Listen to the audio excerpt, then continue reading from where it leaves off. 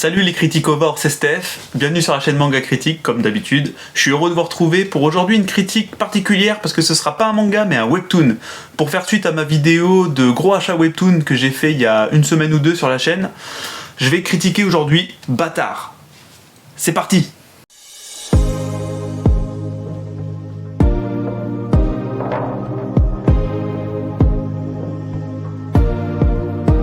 Donc pour commencer, Bâtard est un webtoon qui est paru en 2014 en Corée du Sud. Pas en Corée du Nord, ils sont pas très ouverts à ce niveau-là. Pourquoi j'ai rajouté Corée du Sud? On retrouve au scénario Karnbi Kim et au dessin Young-Chang Wang. Je l'ai bossé, là je l'ai bossé. Ce duo d'auteurs est tout simplement le duo d'auteurs qui a aussi fait Sweet Home. Je sais pas si vous connaissez, la série est sortie, la série adaptation live est sortie il y a pas longtemps sur Netflix. Donc c'est quand même des mecs qui pèsent maintenant dans le webtoon avec deux gros titres sortis. Bâtard, c'est clairement un gros classique du webtoon, il est parmi les mieux notés dans toutes les plateformes dédiées au webtoon. Ki-hoon a eu le nez fin en le prenant et c'est clairement un gros succès parce que, bonne nouvelle pour ceux qui aiment les webtoons, Ki-hoon le 5 mai sort Sweet Home, donc par les mêmes auteurs. Et je peux vous assurer que ce sera critiqué sur la chaîne, ça c'est sûr, c'est une certitude. Je l'attends même plus tôt. N'ayant pas regardé la série, vous savez quoi? Je regarderai la série et je critiquerai même le webtoon en vous disant lequel est le mieux, la série ou le webtoon. Ou est-ce que les deux valent le coup, etc. Je pense que je vais faire ça. Alors ça raconte quoi? On va suivre Jin, un jeune lycéen normal sur le papier, qui malheureusement dans son quartier a des disparitions de femmes étranges, qui pourtant vit dans un quartier très huppé, car son père est un PDG qui a une grande réussite dans son entreprise, ce même père qui est quelqu'un de super gentil, super avenant, le genre de type qui fait traverser les petites vieilles au passage piéton que tout le monde adore dans le quartier. Cependant, il y a un problème, parce que bien sûr, si l'histoire s'arrêtait là, ce serait nul. Donc il y a un problème, c'est que ce père qui est super gentil, avenant, etc. est en fait le psychopathe derrière les enlèvements de toutes ces femmes.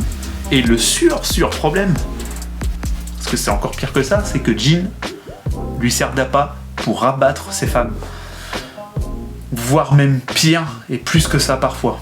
Je vous en dis pas plus, ce serait un trop gros spoil. Mais il a le cul entre deux chaises et il est obligé de faire tout ça.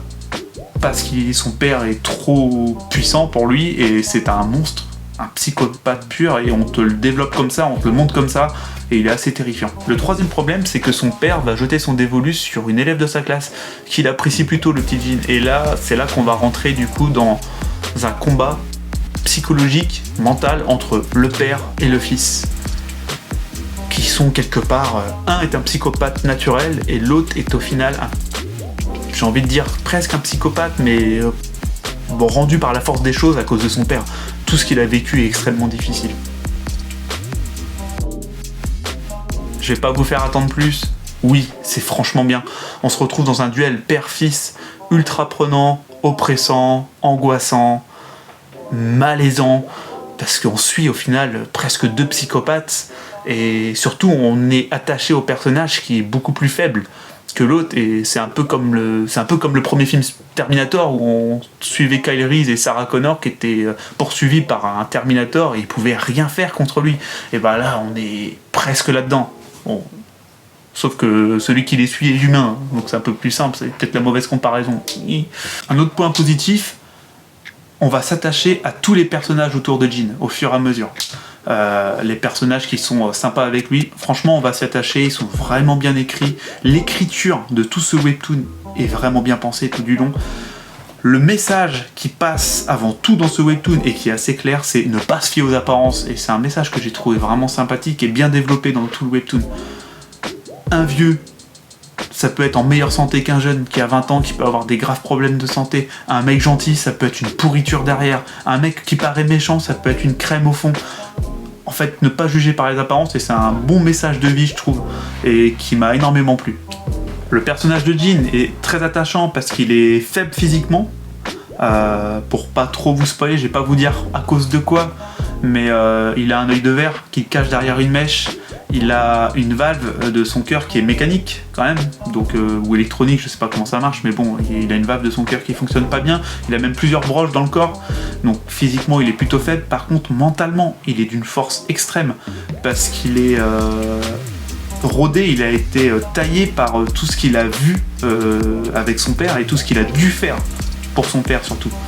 Et ça fait que automatiquement quand il y a un mec de 18 ans qui est plus fort que toi, qui vient t'embêter, quand t'as vécu tout ce qu'il a vécu, tu le regardes, tu as envie de lui dire mets-moi une patate, vas-y, je m'en fous. Tu t'en fous. Et tu le ressens à mort et il est hyper attachant comme personnage. Du coup, c'est pas un cliché. Quand j'ai vu comment il était fait, je me suis dit, oh, le cliché du personnage comme lors de ma première critique, The Breaker, qui était hyper cliché. Là, tu es pas dedans, au final. Le mec, ok, il est faible, mais grâce à son mental de base très fort, ça donne de la force au personnage. Alors là, on rentre dans le point faible du webtoon. Le gros point faible, mais vraiment, les dessins, je pense qu'il y a des amateurs sur leur tablette graphique qui font mieux tous les week-ends. Vraiment. Parce que là, je prends une page au hasard, hein, je vous montre ça au hasard. C'est... Les couleurs derrière des décors sont très fades, même le chara-design n'est pas dingue.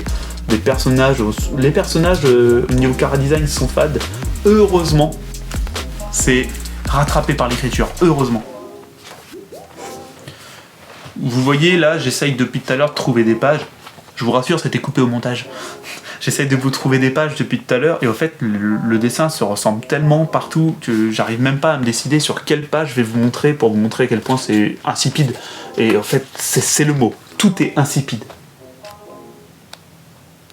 Après, n'hésitez pas à me le dire si vous n'êtes pas d'accord dans les commentaires, si vous trouvez que c'est sympathique, etc. Mais je trouve que c'est vraiment le gros point faible et c'est bête parce que si les dessins étaient vraiment beaux, s'il y avait une superbe coloration, si vraiment il y avait des superbes paysages, etc., on serait pas loin d'un petit chef-d'œuvre. Et là, pour moi, pour l'instant, c'est juste bien. Mais bon, ça, je le garde pour la conclusion. J'en ai peut-être trop dit. En conclusion, je vous conseille Bâtard. Très clairement, on est sur un thriller psychologique. Il y a pas beaucoup d'action dedans, c'est vrai. Il n'y a pas beaucoup d'histoire d'amour dedans, même si on a une petite qui se développe. J'ai oublié de dire, malheureusement je travaille, j'ai eu le temps de lire que les 2 premiers tomes. Donc je critique les 2 premiers tomes. Donc il y a l'air d'avoir une histoire d'amour qui se développe.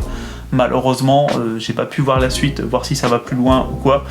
Mais bon, on est dans un thriller psychologique plutôt bien fait, plutôt bien ficelé. Et je suis dégoûté, malheureusement en travaillant, j'ai pas eu le temps de lire les 3 autres. Mais à la base, j'avais prévu de faire une petite partie spoil à la fin de la vidéo. Pour ceux que ça gêne pas d'être spoilé, pour vraiment parler de l'évolution de l'histoire, si jusqu'au bout c'était bien ou pas. Mais bon, malheureusement, c'est la vie, j'ai pas eu le temps. Et du coup, il va falloir que je me déchire pour lire les 3 derniers parce que je veux faire d'autres vidéos sur la chaîne, ça va être compliqué. Donc merci à vous, on arrive à la fin de cette critique, qui était une petite critique, parce qu'au final j'étais un peu embêté, je peux pas tout spoiler dans le bouquin, parce qu'il se passe beaucoup de choses, et j'ai dû développer, on va dire, assez sommairement, je pouvais pas rentrer dans plus de détails, sinon ça faisait des gros spoils, et le but était de pas trop vous spoiler. Donc j'ai été obligé de rester vraiment à la surface, de pas trop rentrer dans les détails. C'est pour ça que j'étais dégoûté de pas pouvoir faire une petite partie spoil à la fin. De pas avoir lu assez vite, je m'en excuse. Donc c'est un plaisir de vous retrouver. Les 2 prochaines vidéos ne seront pas des critiques. Ce sera 2 vidéos un peu spéciales. Une pour le manga, je vais vous le dire, ce sera une vidéo qui va arriver très vite, des sorties en mars. Je pense faire 5 sorties en mars qui m'intéressent, et donc 5 critiques à venir sur la chaîne au final, je pense. Et une autre qui sera...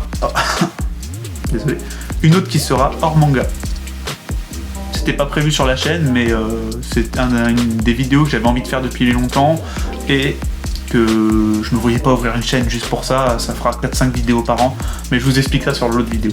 Donc voilà, une petite vidéo hors manga. Donc j'espère que vous allez bien, j'espère que vous avez kiffé cette vidéo, et merci, à la prochaine.